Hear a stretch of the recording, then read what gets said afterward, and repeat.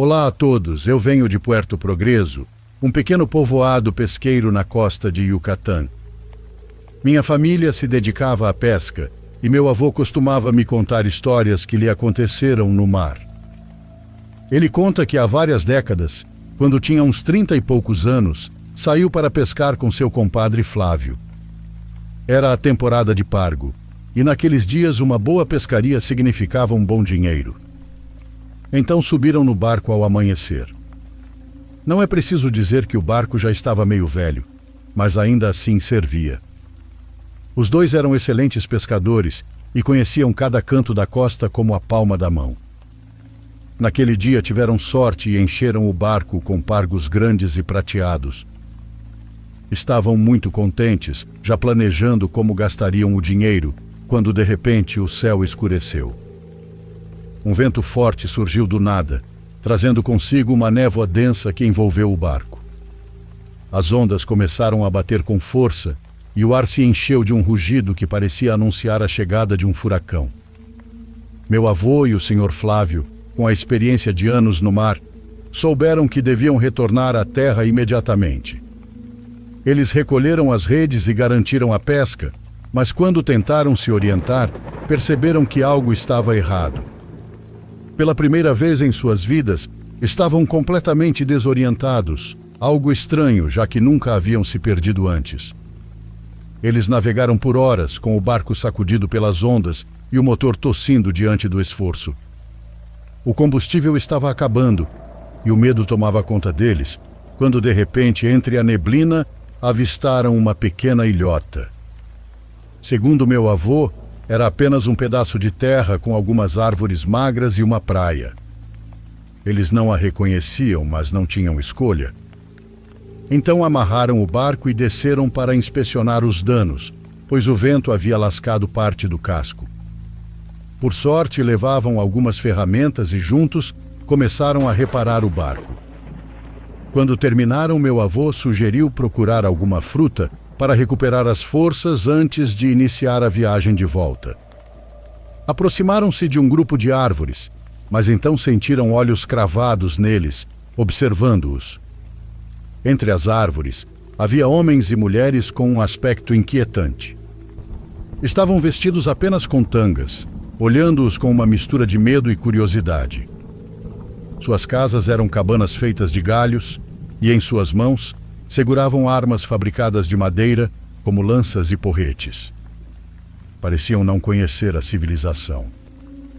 A princípio apenas os observavam, mas de repente um deles gritou algo e começaram a atirar pedras e frutas verdes contra meu avô e seu compadre. Sem pensar, correram em direção ao barco e no meio da correria um daqueles homens lançou algo afiado que atingiu a perna do Sr. Flávio, abrindo um ferimento profundo que sangrava muito. Com muita dificuldade, Flávio conseguiu subir no barco, mancando de dor. Para ganhar tempo e distrair aquela gente, meu avô jogou boa parte do peixe ao mar. Viu como eles se lançaram sobre a comida, rosnando como animais selvagens. Enquanto remavam para se afastar, meu avô olhou para trás e sentiu arrepios, pois de entre as árvores surgiram facilmente mais de 50 pessoas, com os olhos brilhando de fúria ou talvez de fome. No barco, meu avô improvisou um torniquete com um pedaço de corda para conter o sangramento do compadre, que estava pálido. Contam que a partir desse ponto, navegaram sem rumo por horas e por momentos, escutavam sons guturais debaixo da água, como rosnados que pareciam segui-los. O Sr. Flávio, meio delirando pela perda de sangue, afirmou ter visto um tritão emergindo do mar, uma criatura com corpo de peixe e cabeça humana, que os observava com um olhar penetrante. Meu avô não sabia se acreditava ou não, mas o medo não lhe permitiu discutir.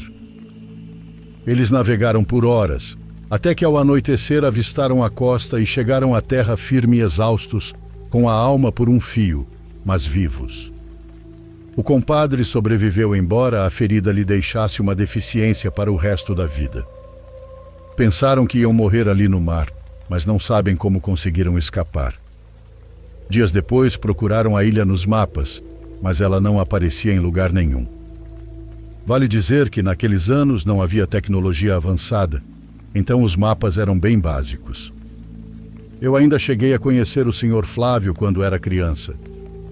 De vez em quando ele visitava nossa casa, e a verdade é que era um homem meio estranho, porque quase não falava.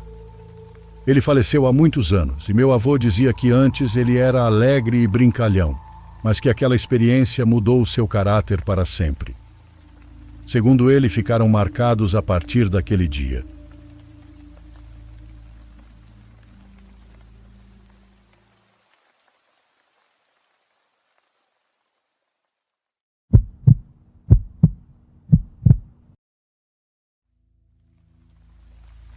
Meu nome é Ivan e cresci em uma colônia rural no norte. Enquanto muitos dos meus amigos foram para a cidade estudar ou procurar um trabalho diferente, eu decidi ficar. Sentia dentro de mim que devia ajudar meu pai nas tarefas do campo. Ele sempre me ensinou a valorizar a terra e a entender que era a única coisa segura que tínhamos.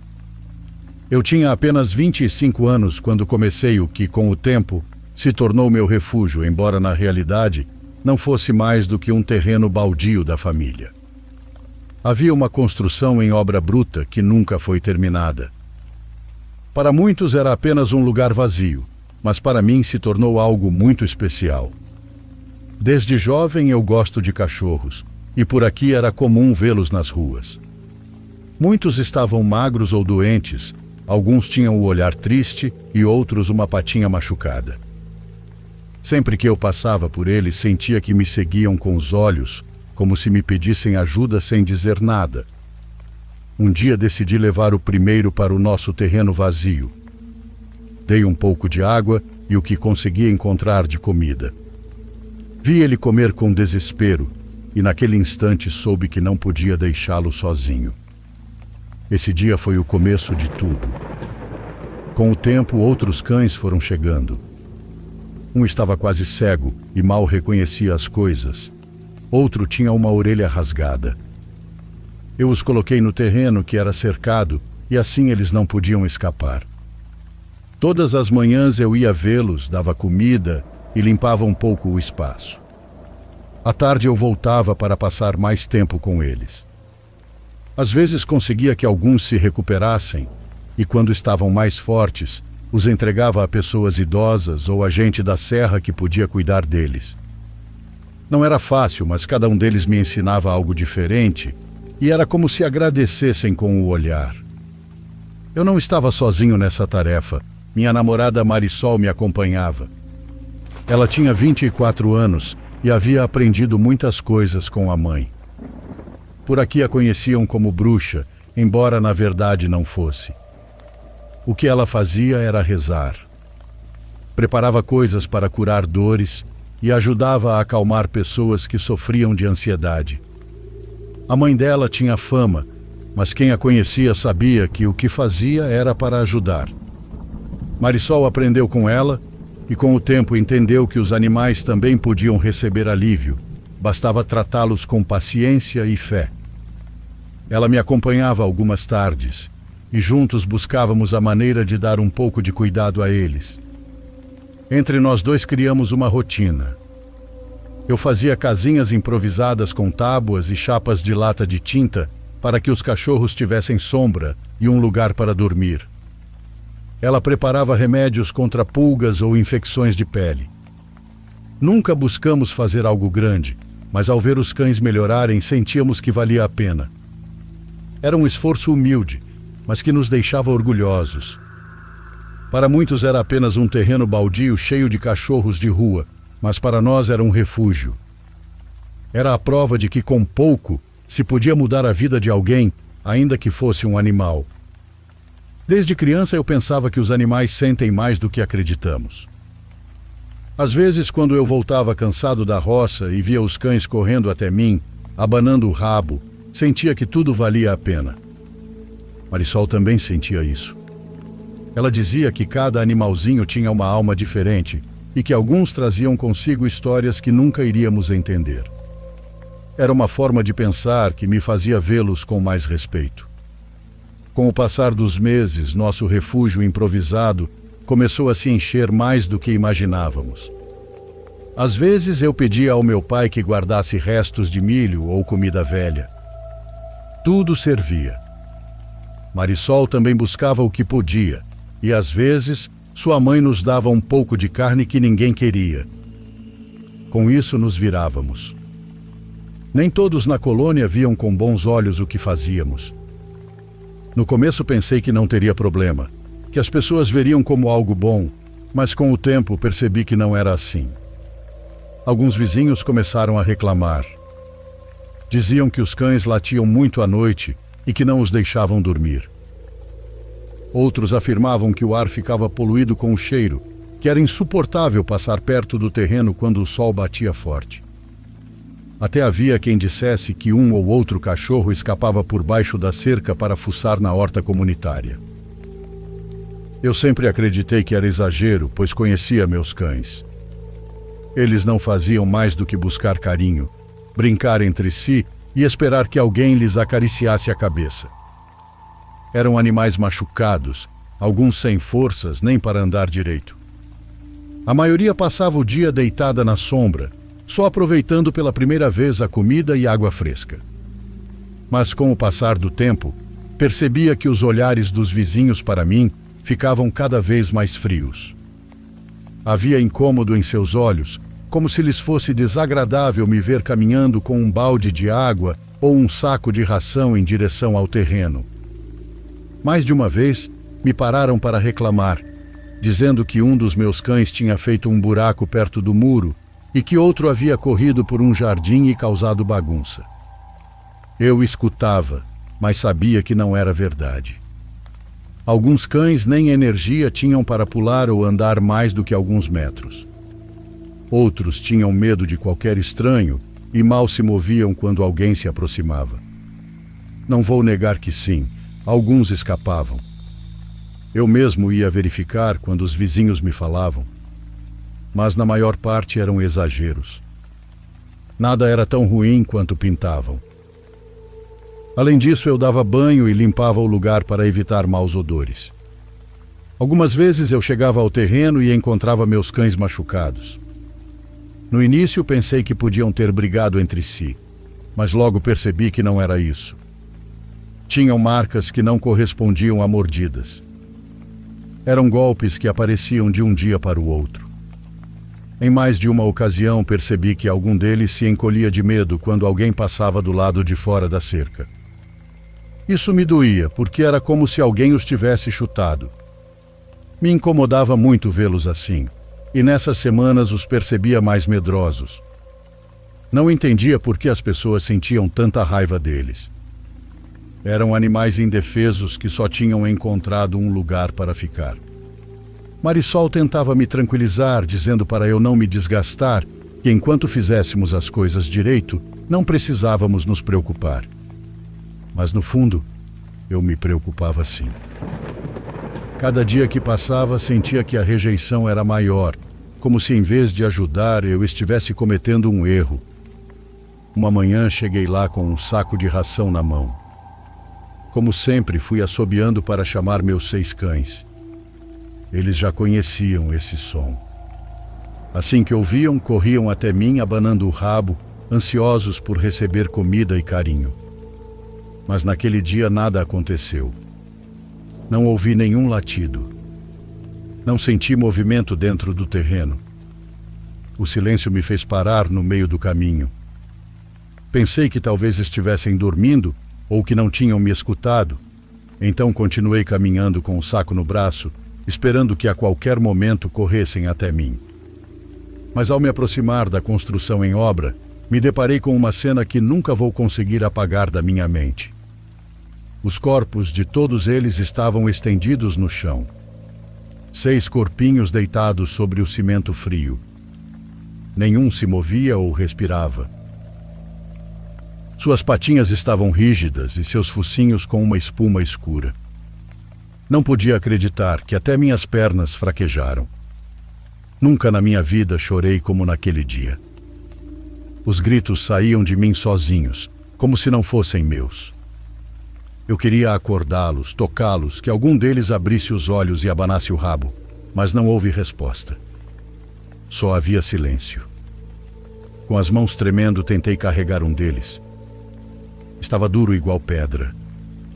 Senti meu coração se partir. Lembrei da primeira vez que o encontrei na rua, magro e cheio de medo.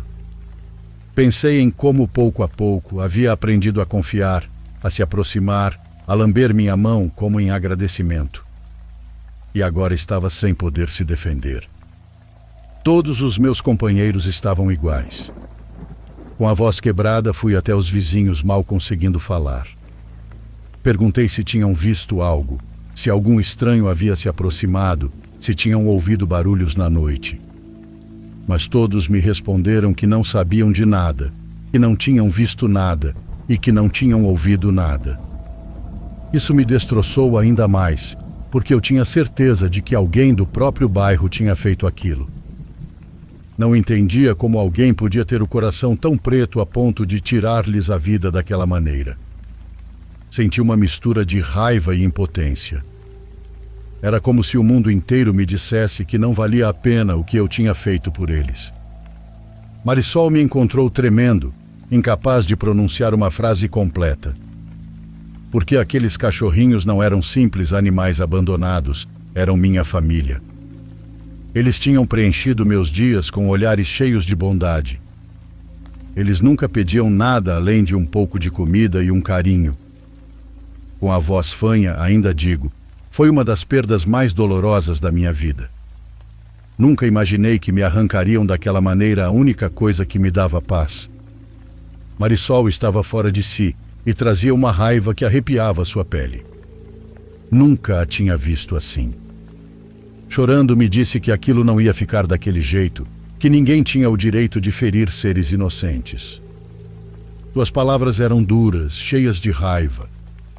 Garantiu que a pessoa responsável por aquela crueldade ia se apodrecer em vida. Dizia que o dano voltaria com a mesma força com que havia sido causado. Enterramos todos os meus cachorrinhos no mesmo terreno. Cavamos na terra dura até que houvesse espaço para eles. Até meus pais foram. Estavam indignados com o que lhes tinham feito. Nos ajudaram em silêncio, com o coração apertado. Os dias que seguiram foram estranhos. Em casa quase não se falava sobre o assunto. A dor era tão grande que a única coisa que podíamos fazer era ficar calados. Marisol também guardou silêncio, mas seus gestos diziam mais que palavras. Cada vez que me via chorar, acariciava minhas costas. Eu tentava seguir com minhas rotinas. Ia para a roça, trabalhava com meu pai e fazia o possível para me distrair. Mas toda vez que passava em frente ao terreno vazio, meu coração se apertava. Era um buraco no peito que não se preenchia com nada. Dentro de mim, suspeitava quem tinha sido. Um dos vizinhos do terreno, que sempre reclamava dos animais. Inclusive já tinha gritado comigo e tivemos alguns atritos antes. Mas não podia acusá-lo, não sem provas. Então começaram a correr rumores no bairro. Diziam que esse homem estava gravemente doente. No começo não dei importância, mas os comentários não paravam. Alguns asseguravam que era como se sua pele estivesse queimando por dentro. Outros contavam que tinha manchas por todo o corpo, feridas abertas que não cicatrizavam e juntavam pus. Logo soube que o haviam internado na pequena clínica que tínhamos. Não era comum se falar tanto de um doente, mas dessa vez até os enfermeiros comentavam. Diziam que era preciso trocar seus lençóis várias vezes ao dia, porque a pele grudava. As pessoas afirmavam que o homem não parava de chorar em nenhum momento. Diziam que ele vomitava, gritava de dor e se retorcia na cama como se sentisse pegando fogo. Eu não conseguia parar de pensar no que Marisol havia dito.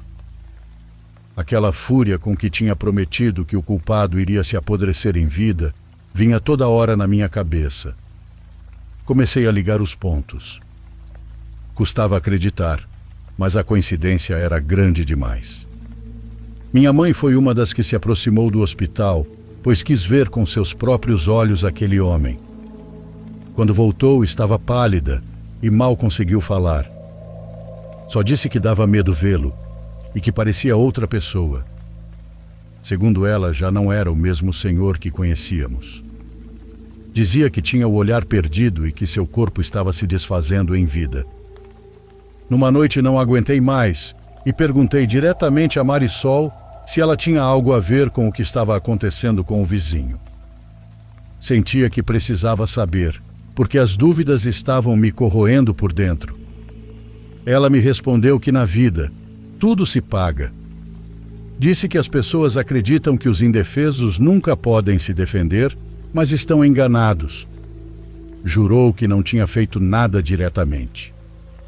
Repetiu isso com seriedade, como se quisesse deixar claro. A única coisa que havia feito, segundo ela, foi pedir que quem tivesse envenenado nossos cachorrinhos sofresse a mesma dor. Dizia que o que pediu não foi vingança, mas justiça.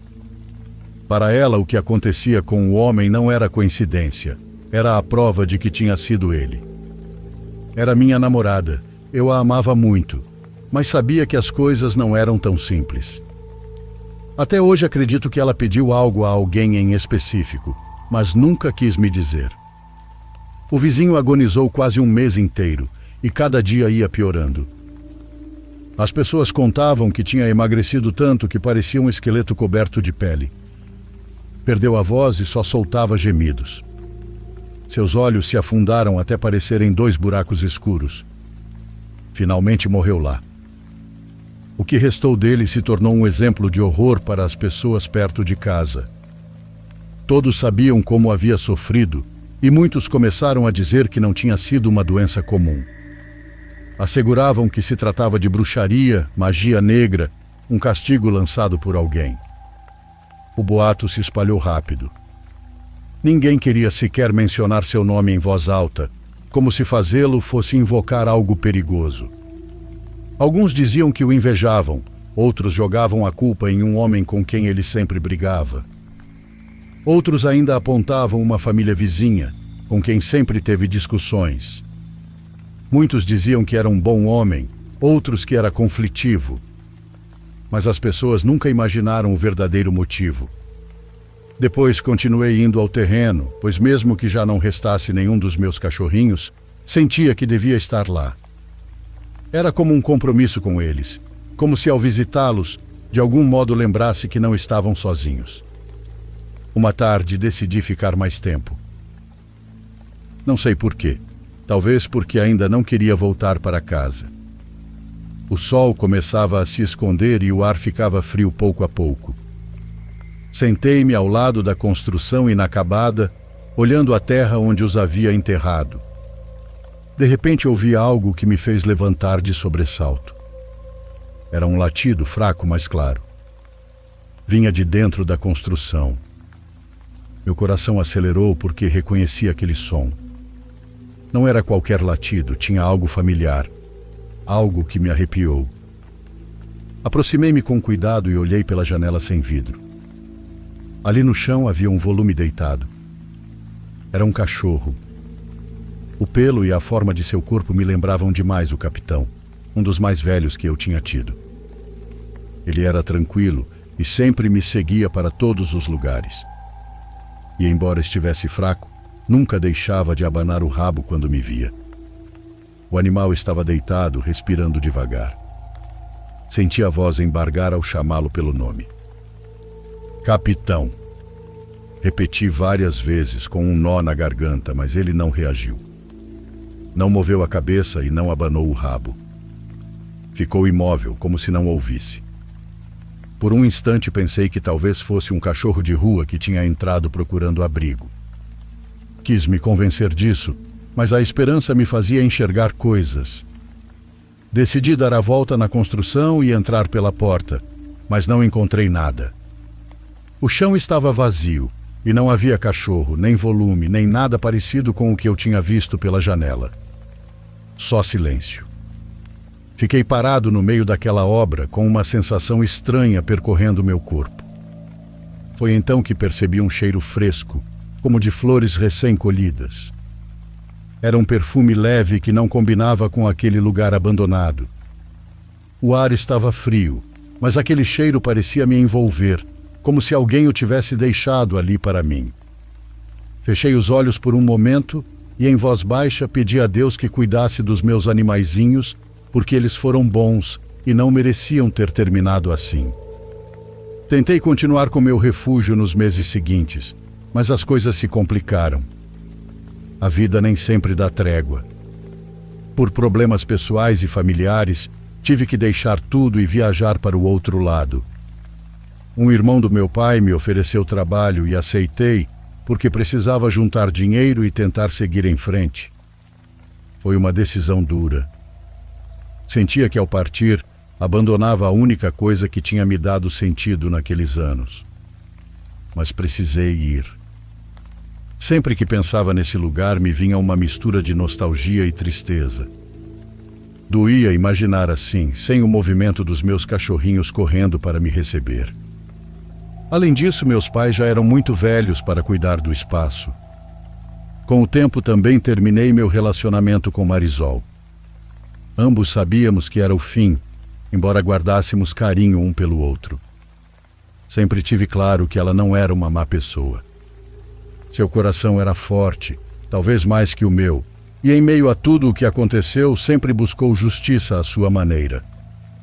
Hoje, depois de anos, ainda não sei como me sentir em relação a tudo o que ocorreu. Há noites em que acredito que foi justo o que aconteceu, que a vida devolveu a dor com a mesma intensidade.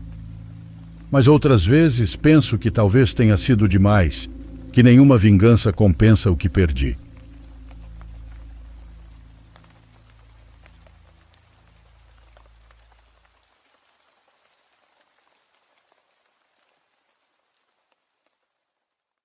Por favor, curta e se inscreva se você estiver gostando. Agora continuamos.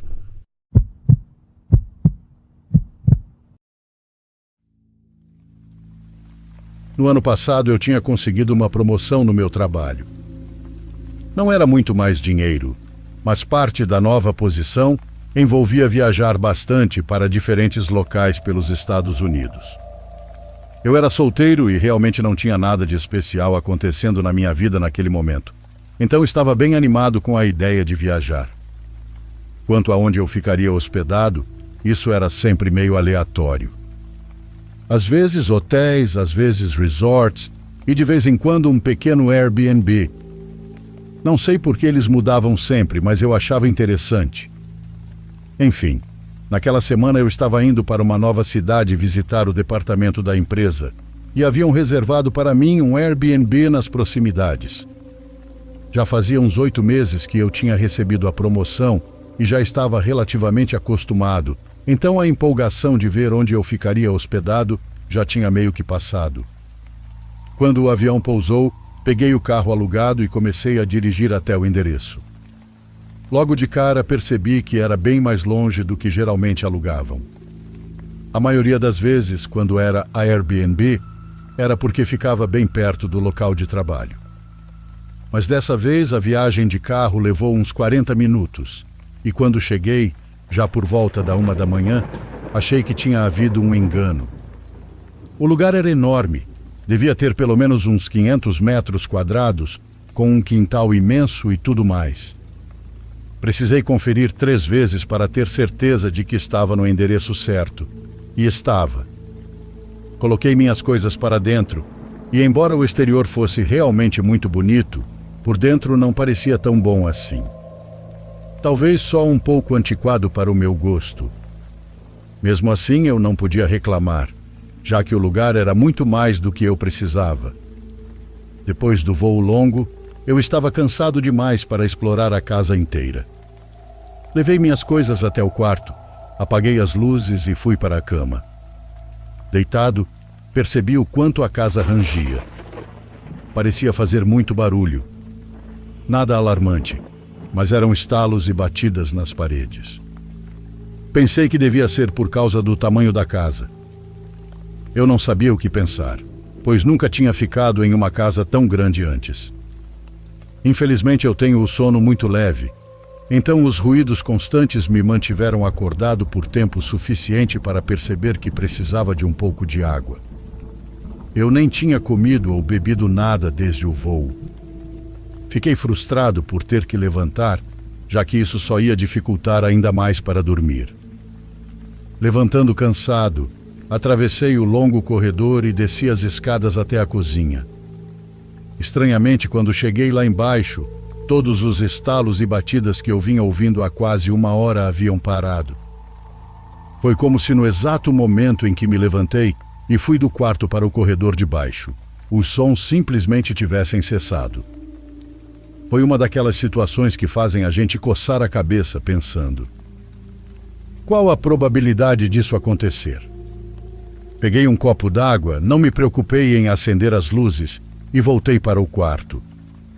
Consegui dormir depois disso e pelo resto da noite não ouvi mais nenhum barulho. Na manhã seguinte só fiquei lá uns 30 minutos. Acordei tarde e ainda cansado, mas precisei sair correndo para chegar no trabalho. Depois de passar o dia inteiro no escritório, saí com alguns colegas para tomar umas bebidas e só voltei para o Airbnb depois das 11 da noite. Entrei, sentei no sofá e fiquei relaxando por alguns minutos. Eu estava exausto, mas lembrei que ainda não tinha explorado o resto da casa. Parecia quase obrigatório dar pelo menos uma olhada, então levantei e comecei a andar pelos cômodos. Caminhando por ali, sinceramente não conseguia imaginar o motivo para um Airbnb daquele tamanho. Fiquei até curioso e procurei o anúncio para ver quanto custava, e descobri que o preço era praticamente o mesmo de lugares muito menores na região. Achei um pouco estranho. Além disso, parecia que algumas partes da casa não tinham sido arrumadas depois do último hóspede. Estava limpa, mas algumas almofadas estavam espalhadas pelo sofá e algumas cadeiras e coisas estavam em lugares aleatórios. Parecia que alguém tinha acabado de estar ali. E o mais estranho de tudo foi que uma das cadeiras da cozinha estava puxada. Eu tinha passado ali pela manhã e nunca me sentei, e podia jurar que todas as cadeiras estavam encaixadas na mesa. Pensei que devia ter me enganado, então empurrei a cadeira de volta para debaixo da mesa. Depois desse rápido tour de 5 minutos pela casa, achei melhor tomar um banho e ir para a cama, já que teria outro dia puxado pela frente. Apaguei todas as luzes, subi, tomei banho e fui deitar. Estava quase pegando no sono quando de repente um som familiar veio do andar de baixo. Eram os estalos. Eles tinham voltado do nada. O fato de eu estar prestes a dormir tornava aquilo 1000 vezes mais irritante. Me sentei na cama e fiquei ouvindo. Mesmo incomodado, uma parte de mim sentia que não eram só os típicos barulhos de casa, o que me deixou um pouco pensativo. Comecei a achar que conseguia distinguir passos individuais andando lá embaixo e talvez até armários sendo abertos e fechados. Mas não tinha certeza se era minha mente pregando peças. Levantei e abri a porta com cuidado. Dessa vez, os sons não pararam e eu conseguia ouvi-los claramente do corredor. Caminhei devagar até as escadas de madeira que rangiam um pouco e assim que pisei no primeiro degrau, tudo ficou em silêncio. Meu coração disparou na garganta. Desci até o fim da escada e olhei pelo corredor. Percebi que uma luz da cozinha estava acesa. Eu tinha certeza de que havia apagado todas as luzes antes de dormir, mas ainda havia uma pequena chance de eu ter esquecido aquela. Andei em silêncio até o corredor e olhei para dentro da cozinha. Meus olhos se arregalaram. A cadeira da cozinha estava puxada de novo, como se alguém tivesse acabado de se sentar ali. Só que segundos depois, vi algo atrás da cadeira. No fundo, em um cômodo escuro onde todas as luzes estavam apagadas, uma figura espiava por trás da quina da parede. Ficamos em contato visual por alguns instantes, enquanto eu congelava de medo, até que a pessoa recuou rapidamente para trás da parede. Poucos segundos depois, ouvi uma porta bater com força. Não sei o que eu estava pensando, mas corri até aquele canto e acendi a luz, procurando para ver onde ele tinha ido ou se já tinha sumido. Mas não vi nada. Não havia sequer uma porta por onde ele poderia ter saído, e eu tinha ouvido claramente uma porta bater. Corri escada acima, peguei meu celular e saí disparado da casa. Entrei no carro, acelerei e liguei para a polícia. Quanto ao que realmente estava acontecendo ali dentro, recebi pouquíssimas respostas. O anfitrião e a polícia conversaram por um tempo, mas o anfitrião parecia não me levar a sério, como se achasse que eu estava mentindo. Talvez só não quisesse se responsabilizar. Mas, para ser justo, eu também não tinha nenhuma prova. Eu nem consegui ver como o homem era, e o anfitrião afirmou que não havia portas no lugar de onde eu dizia ter ouvido o sujeito correr e bater. Toda a situação parecia simplesmente muito estranha. Minha empresa foi legal o bastante para me transferir para um hotel pelo resto da semana. Mas, sinceramente, eu fiquei abalado até o fim daquela viagem.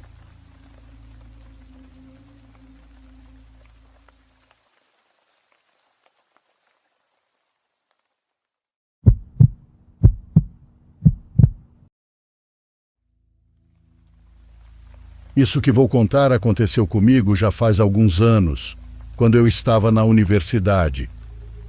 Eu estudava literatura e naquela época eu vivia uma fase muito hippie da minha vida. Confiava demais nas pessoas, gostava de viajar sem nenhum plano, improvisando e aceitando o que aparecesse no caminho. Em um fim de semana, meus amigos organizaram uma viagem para Mazamitla, no México. Esse é um ponto turístico, conhecido por muitos como Pueblo Mágico. A ideia era sairmos todos juntos, mas eu não consegui ir no horário combinado. Em vez de desistir, pensei que poderia alcançá-los aos poucos, pedindo carona na estrada. Para mim, isso era só parte da aventura. Os primeiros trechos foram fáceis. As pessoas paravam rápido para me levar. Até que cheguei a um ponto em que o caminho começou a ficar mais deserto. O anoitecer já caía e ninguém parava para me dar carona. Quando finalmente um senhor parou, fiquei muito agradecido. Era um homem grande, sério, que levava mercadorias em uma caminhonete já bem velha. Ele disse que poderia me levar e que me deixaria perto de Mazamitla. Isso era ótimo, porque o caminho ainda era longo, mas a caminhonete parecia que ia quebrar a qualquer momento. E de fato, a uns quilômetros de chegar, ela quebrou. Ficamos ali, no meio da estrada, tentando empurrar e mexer no motor. Eu não quis deixá-lo sozinho, mesmo quando algumas pessoas que passaram nos ofereceram carona. Então fiquei ajudando como podia, até que depois de um par de horas, não sei como, conseguimos ligar a caminhonete de novo. Chegamos a Mazamitla, já passava das 10 da noite. Meu celular estava descarregado fazia tempo, então não havia como avisar ninguém. Meus amigos me esperavam às 7 no quiosque da Praça Central e obviamente já não estavam lá. Caminhei um pouco procurando algum lugar para carregar o celular, mas tudo estava fechado e as pessoas que passavam não me davam abertura para pedir. Foi então que encontrei duas pessoas voltando para casa depois de vender coisas. Empurravam uma mesinha de madeira com rodinhas. Eram dois irmãos, um homem e uma mulher de uns 30 e poucos anos. Perguntei se sabiam onde eu poderia carregar meu celular e, sem pensar duas vezes, me disseram que eu podia acompanhá-los até a casa deles, que lá me ajudariam. Eu, com toda a confiança que carregava naquela fase da minha vida, simplesmente aceitei. Enquanto caminhávamos, perguntei se não achavam estranho levar um desconhecido tão tarde para casa. A mulher, que vinha atrás comigo, me disse em voz baixa que não havia problema, que eles moravam sozinhos desde que a mãe havia morrido. A casa deles ficava a algumas ruas do centro, era antiga, espaçosa e com móveis que pareciam não ter sido movidos por anos. Sentei-me à mesa de jantar, de frente para um corredor que dava para um quarto escuro. Ali me deixaram conectar o celular. Enquanto o aparelho carregava, eu conversava coisas sem importância, frases soltas, só para passar o tempo. até que, de repente, ouvi uma voz que vinha daquele quarto atrás de mim. Logo depois, o som de alguém se levantando, arrastando os pés em minha direção. Não quis virar imediatamente por educação, mas antes que o fizesse, vi o rosto da mulher sentada à minha frente. Estava pálida, com os olhos bem abertos, como se tivesse visto algo terrível. O homem levantou-se de repente e gritou em direção ao quarto. "Mamãe, volte para lá, por favor." A mulher, tentando disfarçar, me olhou e disse para eu não ligar, que eu podia deixar o celular carregando ali e até passar a noite, que me dariam algo para comer. Mas nesse momento, a tela do meu celular acendeu e aproveitei para mandar rapidamente uma mensagem aos meus amigos. "Já cheguei. Estou no quiosque, não vão embora." Nem esperei confirmar se tinha sido enviada. Agradeci aos irmãos e me levantei para sair. O homem tentou me impedir, insistiu para que eu ficasse um pouco mais, mas eu já não pretendia passar nem mais um segundo naquele lugar. Saí praticamente correndo. Atrás de mim ouvi passos. O homem saiu para a rua gritando para que eu esperasse. O celular, como de propósito, apagou de novo. Não tive escolha a não ser continuar correndo no escuro. Quando finalmente cheguei ao quiosque, depois do que pareceram horas, meus amigos ainda estavam lá. Tinham ido jantar perto dali, mas não se afastaram muito, esperando que eu chegasse. O alívio que senti ao vê-los não dá para explicar. Contei o que tinha acontecido, embora não saiba se acreditaram totalmente. Até hoje sigo pensando naquela voz que ouvi vindo do quarto, e em como aquele homem a chamou de mamãe. E o mais estranho, naquela viagem isso não foi a única coisa que aconteceu comigo. Mas a próxima é uma história longa, que espero poder compartilhar com vocês em breve.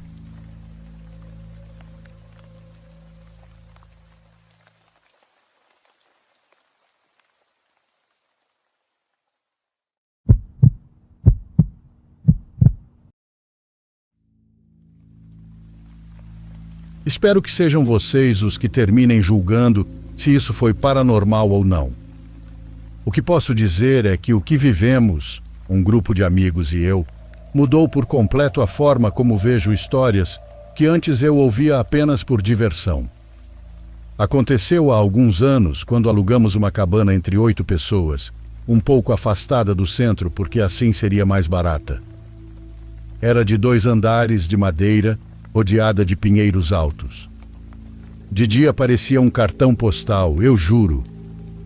O cheiro de resina, o sol se filtrando entre os galhos, a neblina que se levantava cedo e fazia com que tudo parecesse um filme, era legal demais.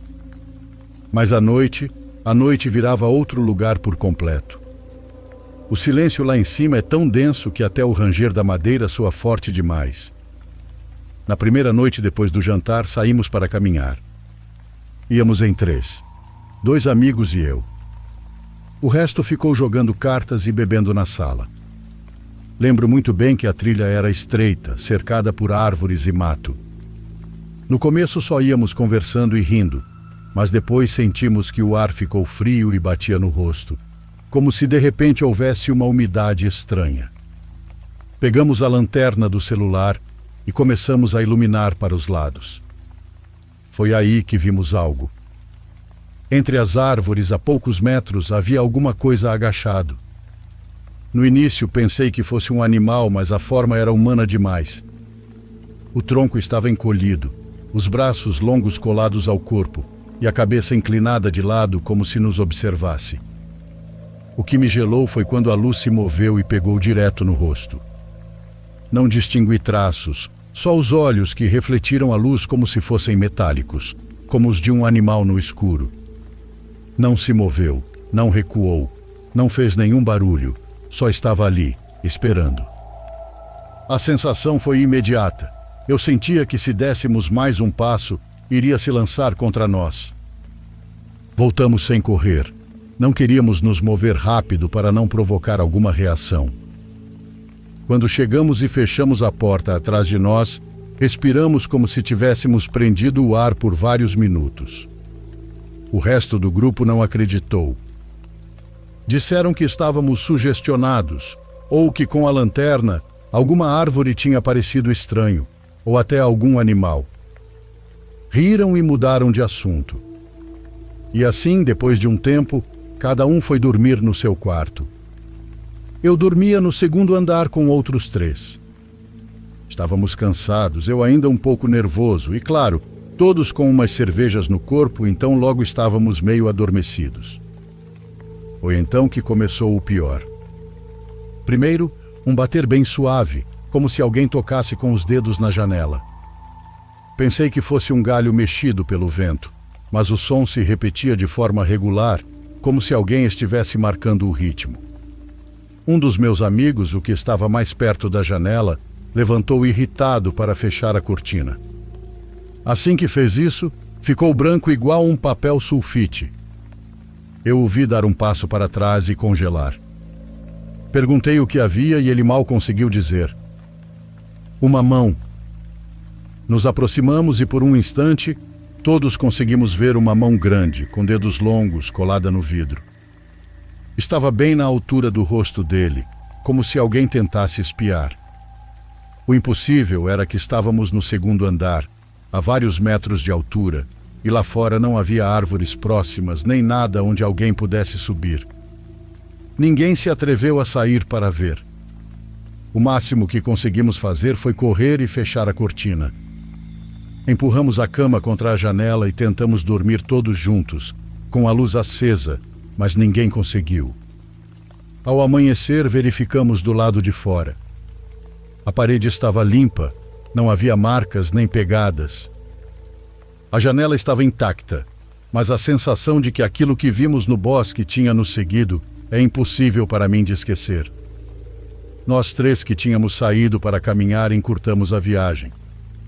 Ainda restava uma noite paga, mas não quisemos arriscar. Arrumamos as coisas e voltamos para Porto Alegre assim que deu. Até hoje, quando lembro daquela mão apoiada na janela, sinto a mesma coisa daquela noite.